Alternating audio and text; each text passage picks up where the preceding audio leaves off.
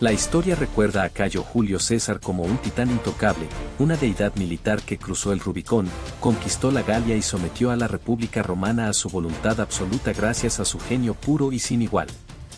Se nos enseña que sus veteranos eran asesinos invencibles, como máquinas, y que su legendaria suerte, su fortuna, nunca le falló. Pero los libros de historia los escriben los vencedores. Y suelen ocultar las 48 horas más aterradoras y desesperadas de la vida de César. 4 años antes de su asesinato en los Idus de marzo, Julio César se encontraba en el barro helado de Dyrrhachium, completamente superado tácticamente, aislado y mirando directamente al abismo de la aniquilación militar absoluta.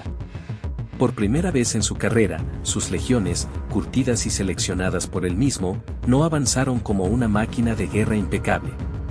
Cundió el pánico. Se desmoronaron. Y huyeron para salvar la vida como una turba aterrorizada, pisoteando al propio César en el barro mientras huían. Esta no es la historia de un glorioso triunfo romano. Se trata de una reconstrucción forense de una pesadilla logística olvidada. Es un estudio de caso psicológico sobre lo que ocurre cuando la arrogancia absoluta de un comandante legendario le impide ver un defecto estructural catastrófico, y como una única apuesta militar de alto riesgo estuvo a punto de acabar con el mundo occidental antes incluso de que éste llegara a existir. Durante la próxima hora, desmontaremos el mito del Imperio Romano, pulido como el mármol, y pondremos al descubierto la cruda y espantosa realidad de la campaña que estuvo a punto de quebrantar a Julio César. Descubriremos el pan de raíz tóxico y gris que horrorizó a la élite romana, la brutal traición anfibia que destrozó un muro de tierra de 15 millas, y la violencia ciega y visceral de un único centurión tuerto que contuvo por sí solo a todo un ejército.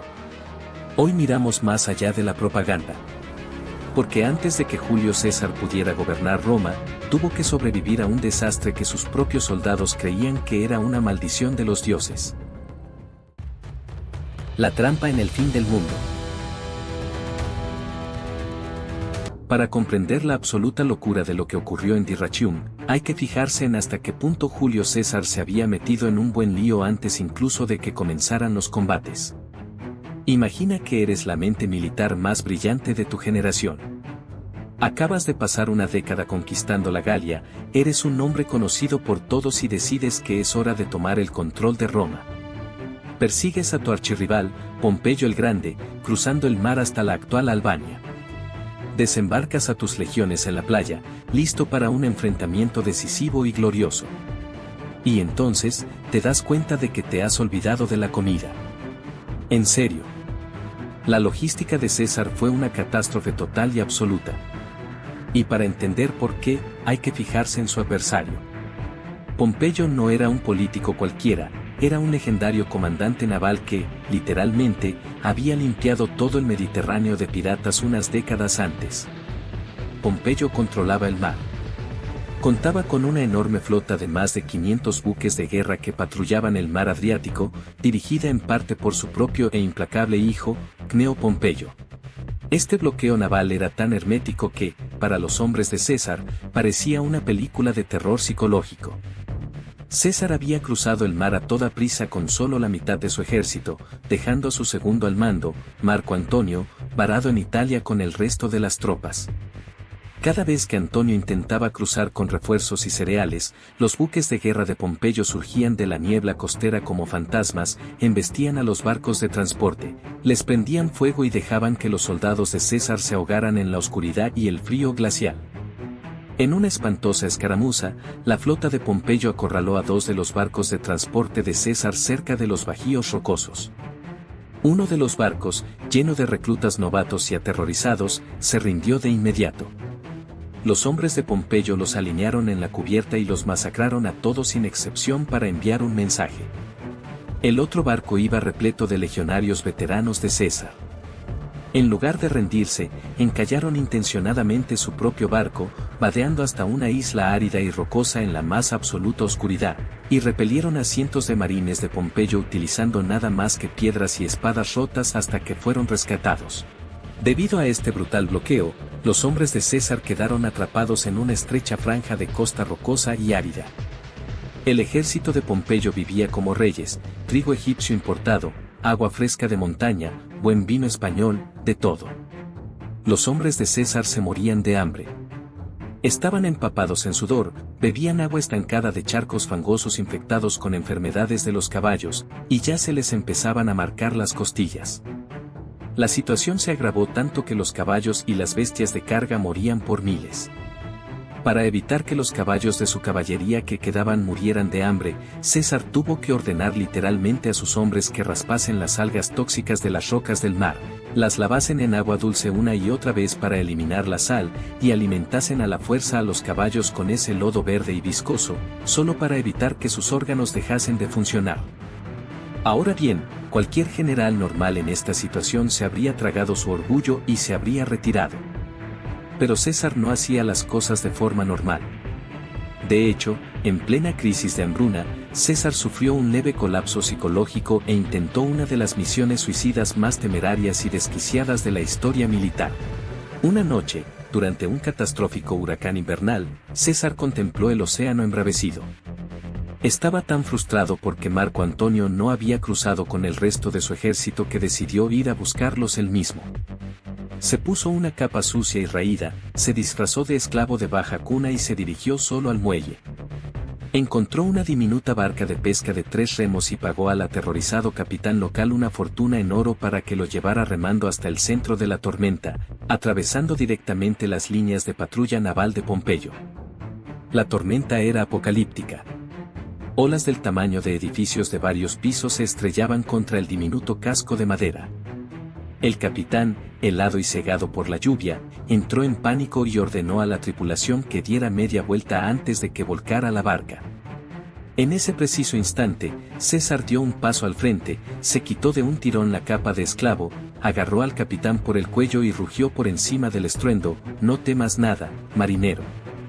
Llevas a César y a su fortuna». Literalmente, intentó luchar contra un huracán sin más arma que su propio ego desmesurado. Al océano, obviamente, le daba igual quién fuera César. Una ola gigantesca se estrelló contra la embarcación, a punto de partir los remos y inundar la cubierta. Al darse cuenta de que ni siquiera su mítica suerte podía detener las leyes de la física, César se vio obligado a dejar que la tripulación remara de vuelta a la costa, cubierta de agua salada y completamente humillada. Regresó a su tienda en plena noche, consciente de que no iba a recibir ayuda alguna. Estaba totalmente solo. Entonces, ¿qué haces cuando tu ejército se muere de hambre, tu misión suicida fracasa y te ves acorralado junto al mar por una fuerza que te supera con creces? Si eres César, miras al ejército enemigo y decides hacer algo tan descabellado y sin precedentes que parece un error en un juego de estrategia. Decides construir un muro a su alrededor. Piensa en la audacia pura y delirante que supone esto. César ordenó a sus legiones, hambrientas y agotadas, que construyeran un enorme y continuo anillo de 15 millas de fortificaciones de tierra, estacas de madera y profundas trincheras para bloquear por completo al ejército de Pompeyo contra la costa. Es como si un tipo sin un céntimo intentara embargar la mansión de un multimillonario. Pompeyo tenía más tropas, mejores provisiones y el océano abierto a sus espaldas, pero César actuaba como si fuera el quien tuviera todas las cartas en la mano. No se trataba de una obra de ingeniería pulcra y ordenada, sino de una pesadilla industrial y agotadora. Los hombres de César trabajaban en turnos dobles bajo una lluvia torrencial, cubiertos de un espeso barro gris. Los exploradores de Pompeyo sondeaban constantemente las líneas, lanzando incursiones nocturnas repentinas y violentas con el único fin de interrumpir las excavaciones. Los arqueros de Pompeyo se ocultaban entre los árboles y lanzaban miles de flechas sobre los grupos de trabajadores. La situación se volvió tan intensa que los hombres de César tuvieron que inventarse armaduras improvisadas con gruesas capas de ropa y cuero cocido, solo para evitar acabar convertidos en alfileteros mientras sostenían sus palas. El aire estaba constantemente lleno del sonido de la madera al romperse, de los gritos de los hombres y del ruido sordo y repetitivo de las herramientas de hierro al golpear el suelo rocoso. Y justo aquí, en medio de esta auténtica trituradora de carne, nos encontramos con uno de los juegos psicológicos más extraños de la historia militar antigua. A medida que las semanas se convertían en meses, los hombres de César se quedaron completamente sin cereales. Para no morir de hambre, los soldados empezaron a buscar alimento en los pantanos circundantes, excavando más allá del barro. Descubrieron un tubérculo silvestre y amargo llamado chara. Era una raíz fibrosa y de mal olor que parecía completamente tóxica. Pero los legionarios se las ingeniaron. Machacaron la raíz hasta convertirla en una pasta, la mezclaron con la leche que pudieron conseguir de vacas moribundas y la hornearon en panes sustitutivos duros, feos y grises.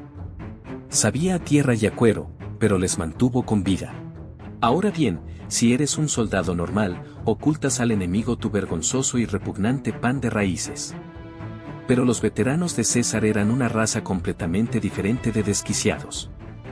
Las tropas de élite de Pompeyo, formadas por aristócratas adinerados, solían alinearse en sus murallas limpias y secas solo para burlarse de los hombres de César. Miraban hacia abajo, a las trincheras embarradas, y les gritaban insultos, llamándolos mendigos hambrientos, perros y vagabundos demasiado pobres para alimentarse por sí mismos. Los hombres de César lo toleraron durante un tiempo. Luego, decidieron responder. Durante una repentina tregua en la lluvia, un grupo de legionarios cubiertos de barro se acercó hasta el borde de las trincheras de Pompeyo. Los hombres de Pompeyo alzaron sus escudos, esperando una descarga de jabalinas. Pero los hombres de César no desenfundaron sus armas. En su lugar, metieron la mano en sus túnicas mugrientas, sacaron unas pesadas hogazas de pan de raíz de chara, duras como piedras, y las lanzaron con agresividad directamente a la cara de los acaudalados soldados de Pompeyo. Empezaron a gritar burlas por encima de la muralla, vociferando que preferirían comer literalmente la tierra y pastar como ganado salvaje antes que dejar que Pompeyo ganara jamás. Algunos de esos misteriosos panes grises fueron recogidos por los oficiales de Pompeyo y llevados directamente a su gran tienda de mando. Pompeyo estaba sentado en su escritorio, rodeado de mapas impecables y buen vino, y observaba fijamente aquella masa de pan de raíz de aspecto tóxico. Lo presionó con el dedo. Estaba duro como una roca. Parecía algo que un animal rechazaría. Y según los escritores de la antigüedad, Pompeyo palideció de verdad. Levantó la vista hacia sus oficiales de Estado Mayor, completamente horrorizado, y murmuró una frase que resume a la perfección el terror psicológico que infligían los hombres de César. Estoy luchando contra bestias salvajes, no contra hombres. Pompeyo era un general romano tradicional, de la vieja escuela. Entendía de táctica, logística y números. Pero no sabía cómo hacer frente a un ejército de masoquistas fanáticos que estaban perfectamente dispuestos a comer raíces venenosas de los pantanos solo por el privilegio de apuñalarlo en el pecho. Pompeyo estaba tan aterrorizado por el daño psicológico que este pan causaría a sus propias tropas, blandas y bien alimentadas, que ordenó que las hogazas se quemaran y se enterraran de inmediato, prohibiendo a cualquiera en el campamento volver a hablar de ellas jamás. Durante un breve instante, la descabellada guerra psicológica de César había funcionado. La muralla aguantaba, Pompeyo sudaba y la legendaria suerte de César parecía intocable. Había logrado atrapar al ejército más grande del mundo romano dentro de una jaula de tierra de 15 millas. Pero César había cometido un error fatal. En su absoluta arrogancia, dio por sentado que su muralla era una obra maestra impecable.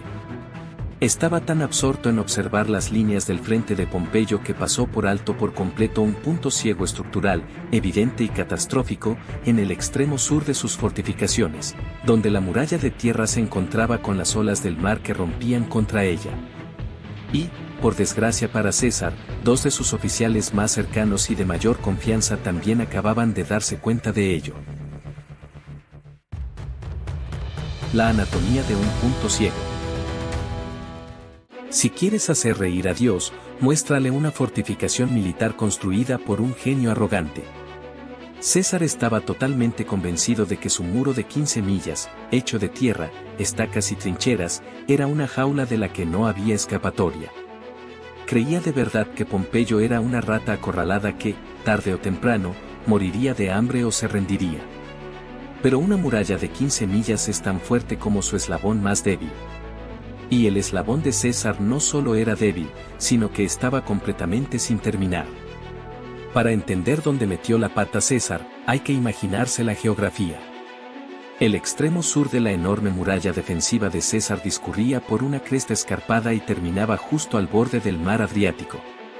César sabía que, si los hombres de Pompeyo lograban rodear el extremo de la muralla vadeando entre las olas, todo el bloqueo se derrumbaría.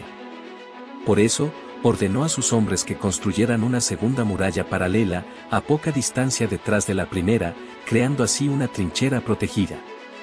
Pero aquí está el problema: a las legiones de César se les acabó el tiempo.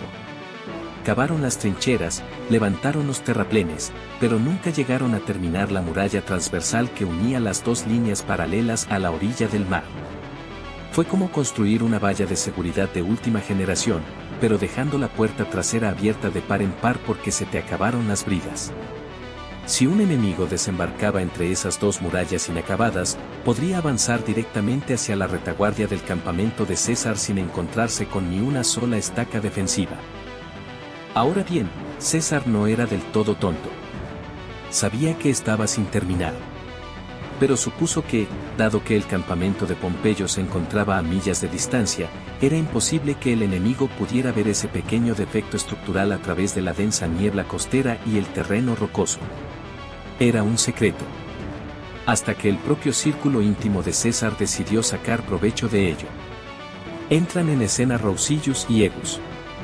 Estos dos hermanos no eran simples soldados rasos, eran nobles de alto rango de la tribu de los Alobroges, en la Galia. Eran brillantes comandantes de caballería a quienes César había elegido personalmente, colmado de riquezas y a quienes había confiado sus secretos tácticos más delicados. César adoraba a estos tipos.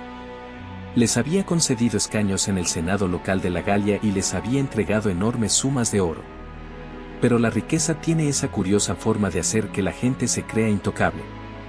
De vuelta en el campamento de invierno, Rausilus y Egus empezaron a comportarse como señores de la guerra. Robaban la paga destinada a sus propias tropas de caballería extranjera, falsificaban el recuento de caballos para embolsarse raciones extra y ejecutaban en secreto a cualquiera que se quejara de ello. Cuando los fraudes se hicieron demasiado evidentes como para ignorarlos, los soldados rasos marcharon directamente a la tienda de César y denunciaron el fraude. Ahora bien, normalmente, César habría mandado ejecutar a estos tipos en el acto para mantener la disciplina. Pero recordemos que César era un político. No quería enfadar a las poderosas tribus galas de su tierra natal mientras se encontraba en plena guerra civil. Así que se llevó a los dos hermanos a una habitación privada, les dio una reprimenda severa y humillante, y les dijo que se comportaran. Creía que estaba actuando como un líder misericordioso y pragmático. En realidad, estaba actuando como un idiota. Humillados, aterrorizados ante la idea de que sus carreras hubieran llegado a su fin y al darse cuenta de que la misericordia de César era un signo de desesperación, Rausilus y Egus decidieron abandonar el barco antes de que se hundiera. Esperaron a que cayera la noche, robaron un enorme alijo de oro de la tesorería del campamento y cruzaron a caballo las líneas enemigas para dirigirse directamente al campamento de Pompeyo. No se limitaron a desertar, le entregaron a Pompeyo el código de trucos, definitivo para la guerra. Se sentaron en la tienda de mando de Pompeyo y le proporcionaron un análisis minucioso y paso a paso de toda la estrategia de César. Le dijeron exactamente cuántos hombres estaban enfermos, la hora precisa de los turnos de guardia y, lo más importante, señalaron directamente en el mapa la muralla sur, aún sin terminar, junto al mar. Pompeyo no podía creer su suerte. No perdió ni una sola hora. Inmediatamente ideó un asalto anfibio muy complejo y con múltiples frentes, diseñado para aprovechar precisamente ese punto ciego. A las 3 de la madrugada, al amparo de una niebla costera gélida y completamente oscura, Pompeyo puso en marcha su trampa. Dividió su ejército en dos enormes fuerzas de ataque. La primera avanzó en silencio a pie por la costa. La segunda, compuesta por miles de soldados de infantería ligera, arqueros y comandos marinos especializados, embarcó en una flota de barcos mercantes y pequeñas embarcaciones de remos, deslizándose silenciosamente por las aguas oscuras. Su objetivo era la 9ª Legión, encargada de vigilar precisamente ese sector meridional. Ahora bien, los miembros de la 9ª Legión eran veteranos curtidos, pero estaban agotados, tiritando por el aire húmedo del océano y completamente desprevenidos ante lo que se avecinaba. Justo cuando los primeros destellos pálidos del amanecer comenzaban a asomar sobre los acantilados, los centinelas de la muralla oyeron un extraño y rítmico sonido de salpicaduras procedente del agua. De repente, la niebla se disipó. Miles de marines de Pompeyo estrellaron sus barcas contra las aguas poco profundas, lanzando escaleras de asalto directamente contra las murallas de tierra aún sin terminar. Al mismo tiempo, la fuerza terrestre salió en carga desde la línea de árboles, lanzando gritos de guerra y lanzando jabalinas. Fue una auténtica masacre. Los arqueros de Pompeyo se mantuvieron en las embarcaciones, lanzando una lluvia de miles de flechas sobre los legionarios expuestos y semidesnudos que salían precipitadamente de sus tiendas. El escritor romano Suetonio señala que la lluvia de flechas era tan densa que parecía un muro físico de hierro cayendo del cielo. En medio de aquel caos sangriento, se produjo un antiguo presagio que provocó una oleada de puro terror supersticioso entre los hombres de César. El abanderado de la 9ª Legión, el hombre encargado de portar el águila de plata sagrada que representaba el alma de toda la legión, resultó herido de muerte por una flecha que le atravesó la garganta. Mientras yacía moribundo en el barro, rodeado por la multitud que gritaba y se retiraba, no intentó salvar su propia vida. En cambio, arrastró su cuerpo ensangrentado hacia un grupo de jinetes que huían. Con su último aliento, rugió una aterradora maldición a través de la sangre que le llenaba la boca. «Llevad este águila. La he defendido con mi vida durante décadas y no permitiré que sea deshonrada en la muerte. Si la perdéis, los dioses maldecirán el nombre de César para siempre». Empujó la pesada asta de plata en las manos de un jinete aterrorizado y se desplomó sobre la tierra. En la antigua Roma, perder un águila era la máxima deshonra cósmica, significaba que los dioses te habían abandonado por completo. Para los supersticiosos soldados de la 9ª, ver cómo su estandarte sagrado pasaba de mano en mano por el barro mientras miles de enemigos se abalanzaban a través de la muralla inacabada no era solo un fracaso táctico. Se sentía como una orden de desahucio divina. La línea se rompió por completo. Los veteranos de la 9ª Legión, hombres que habían conquistado tribus salvajes por toda Europa sin pestañear, arrojaron sus armas, dieron la espalda al enemigo y comenzaron una estampida frenética y presa del pánico por la cresta. La puerta secreta estaba abierta, el ejército de Pompeyo se colaba por la retaguardia de las líneas y el imperio invencible de César se desmoronaba ante nuestros ojos. El día en que los veteranos entraron en pánico.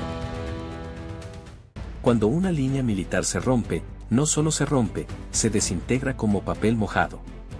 Para cuando Julio César recibió la noticia del desastre en la muralla sur, toda la 9ª Legión no solo se estaba retirando, sino que huía desesperadamente para salvar la vida.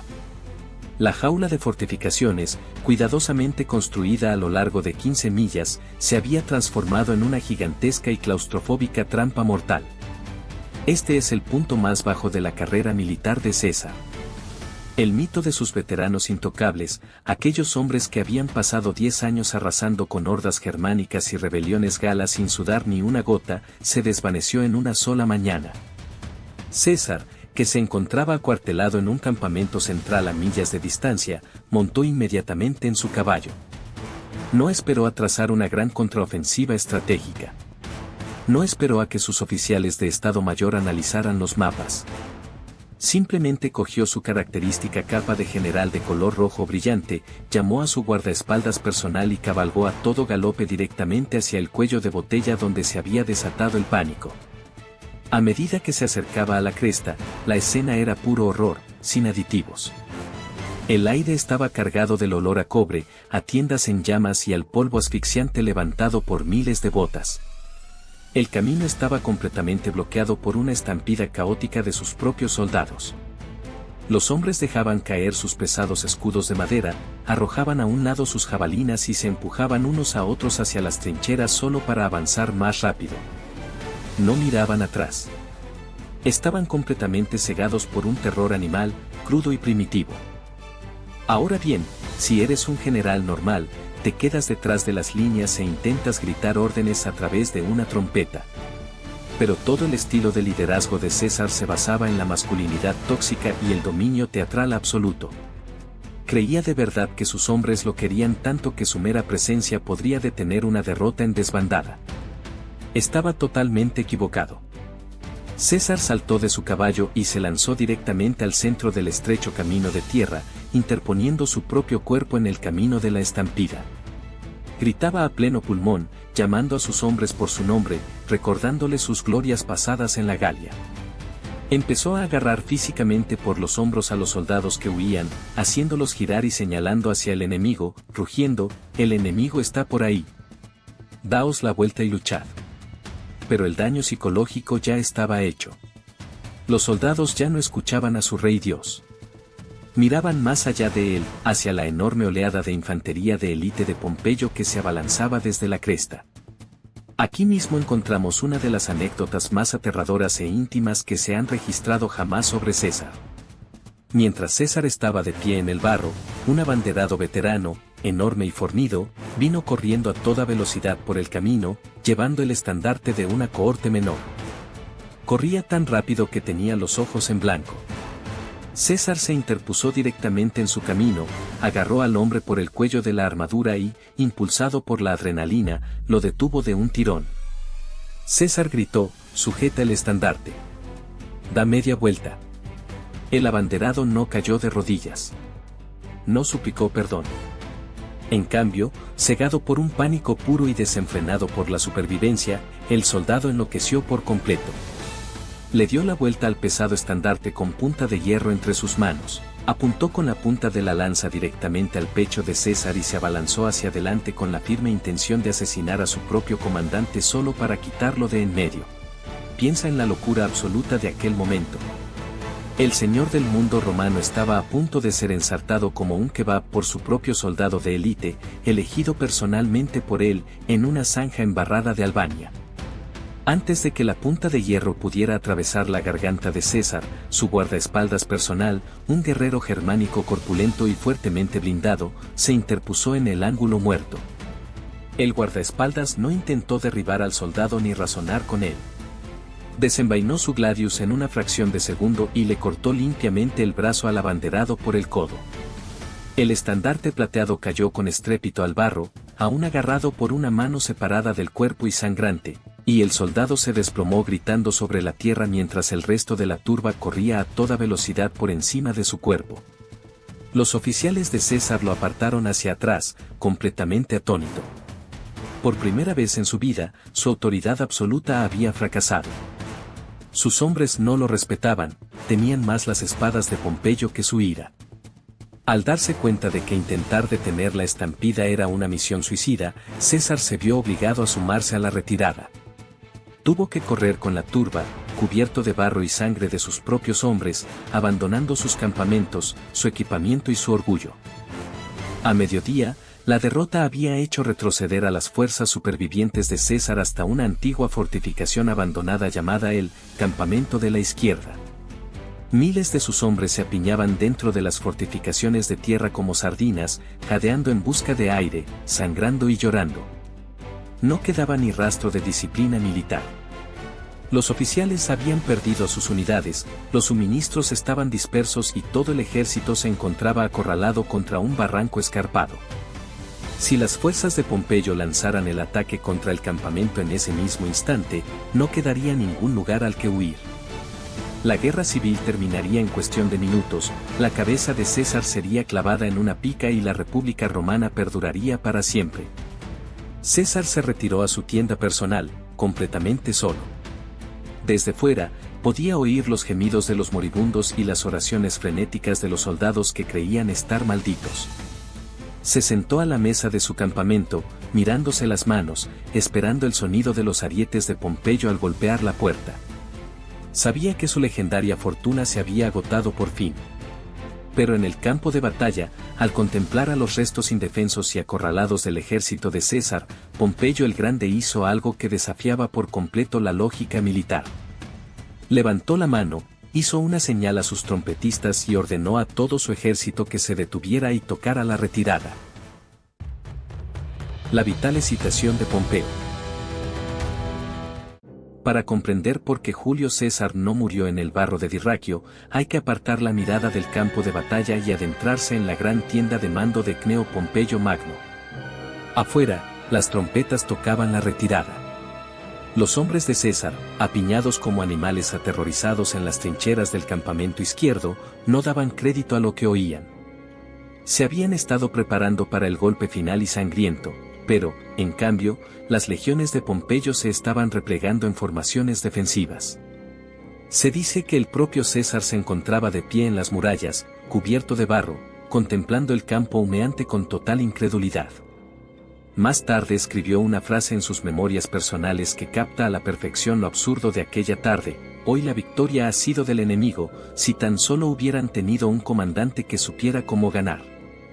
Entonces, ¿por qué el hombre apodado el carnicero adolescente, por sus enemigos, el general más célebre de Roma, se quedó repentinamente paralizado justo en el momento de su triunfo definitivo? Si abres un libro de texto de historia convencional y árido, te dirá que Pompeyo no era más que un estratega cauteloso y de la vieja escuela que sospechaba que César le estaba tendiendo una trampa. Sostienen que, dado que César era famoso por sus trucos sucios, sus trincheras ocultas y sus contraemboscadas repentinas, Pompeyo temía que el ejército en desbandada le estuviera atrayendo en realidad hacia un cuello de botella. Pero esa es una explicación superficial.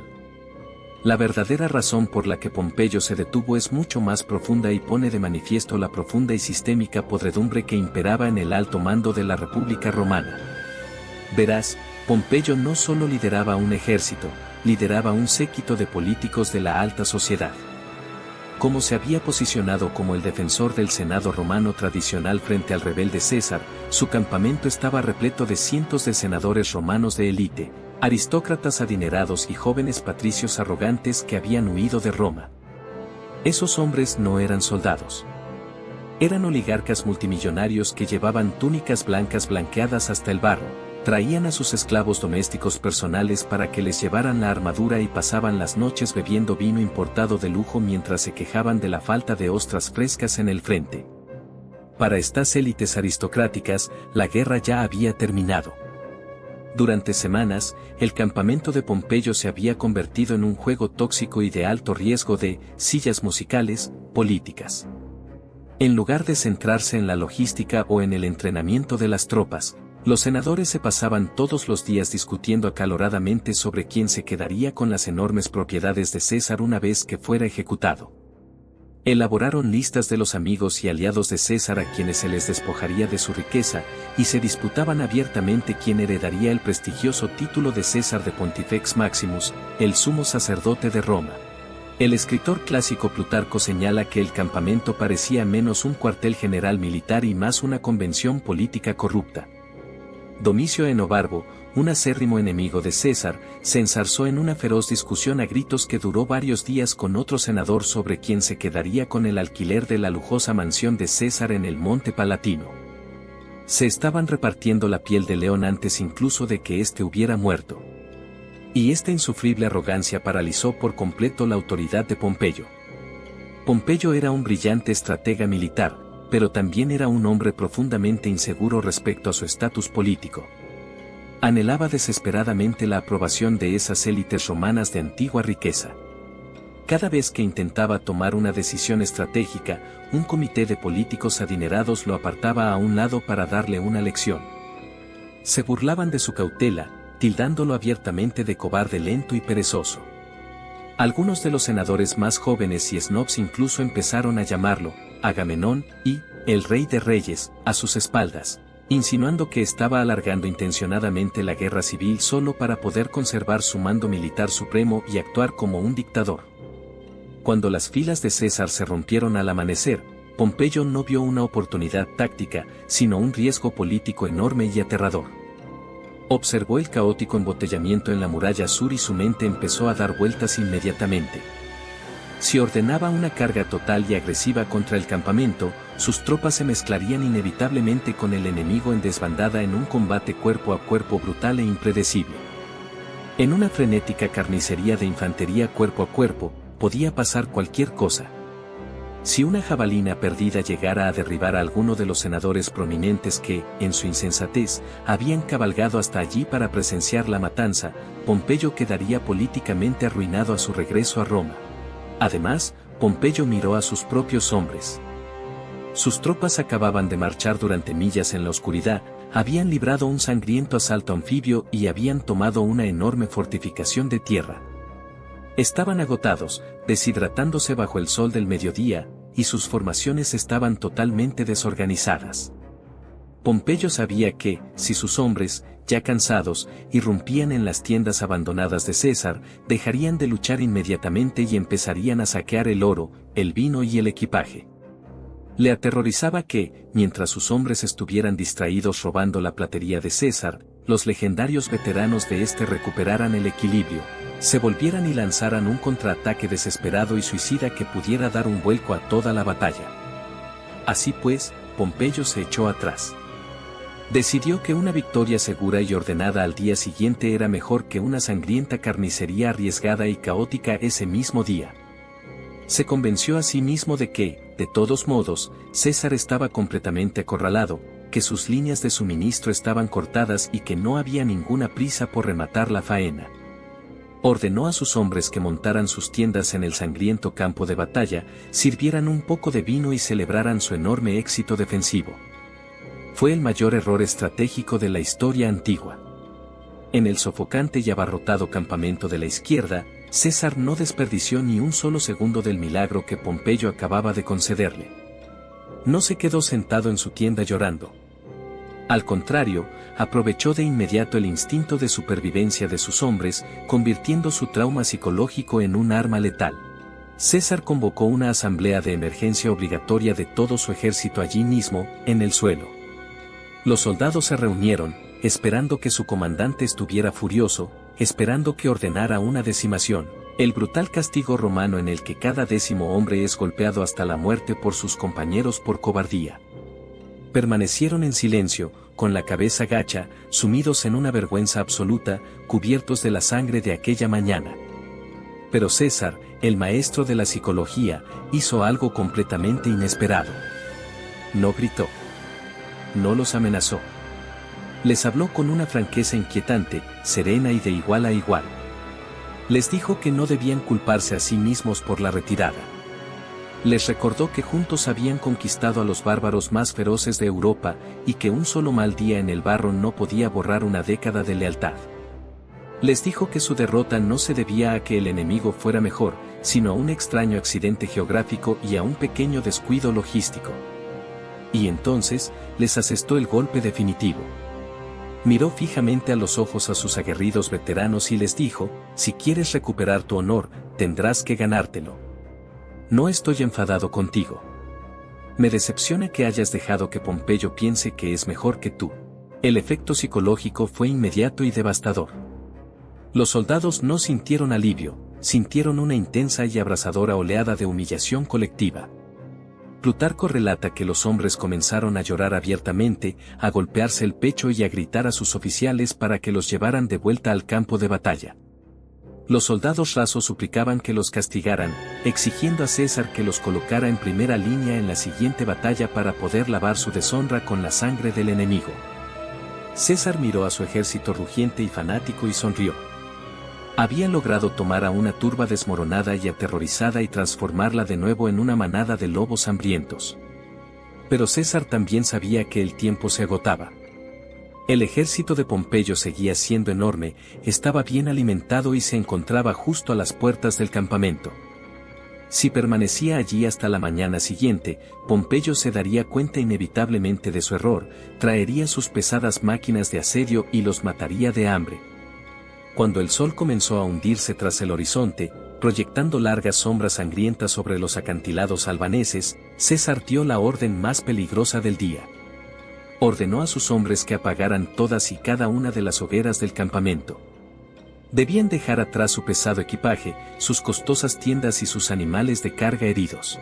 En medio de un silencio sepulcral, al amparo de una noche completamente oscura y sin luna, el ejército de César comenzó a salir sigilosamente por la puerta trasera del campamento, uno a uno, descendiendo por un barranco empinado y peligroso.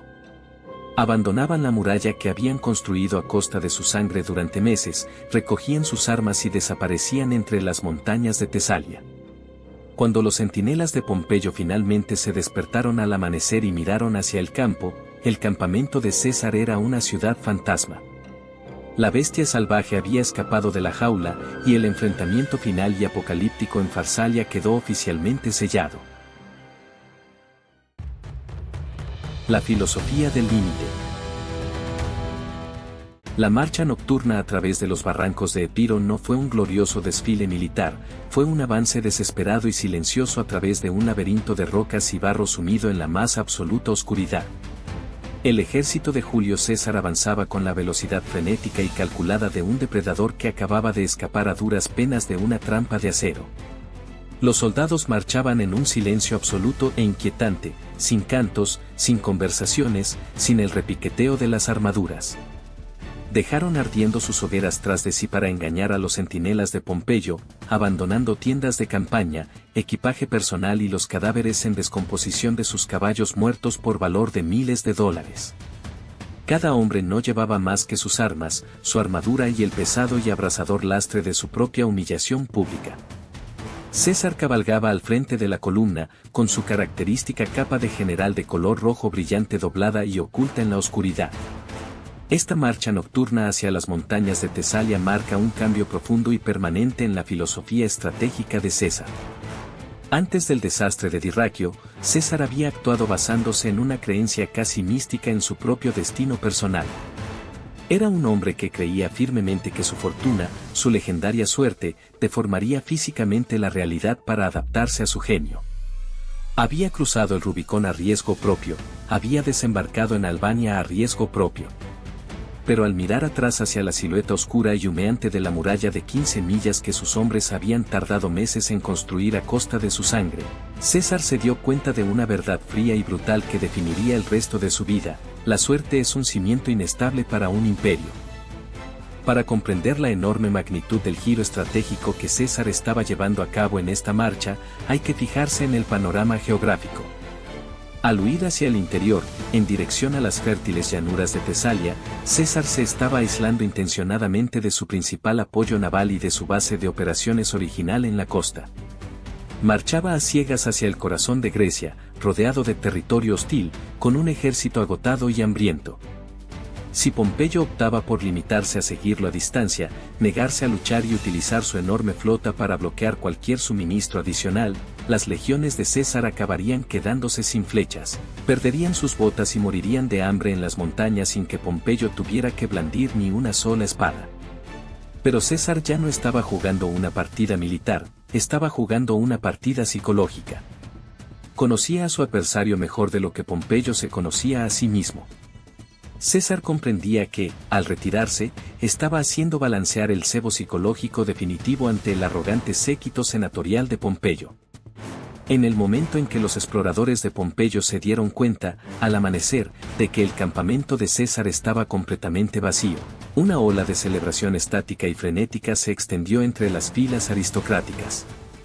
Los senadores no vieron una retirada táctica, vieron a un fugitivo derrotado y cobarde que huía para salvar la vida. El escritor antiguo Apiano señala que la tienda de mando de Pompeyo se convirtió de inmediato en un circo de arrogancia absoluta.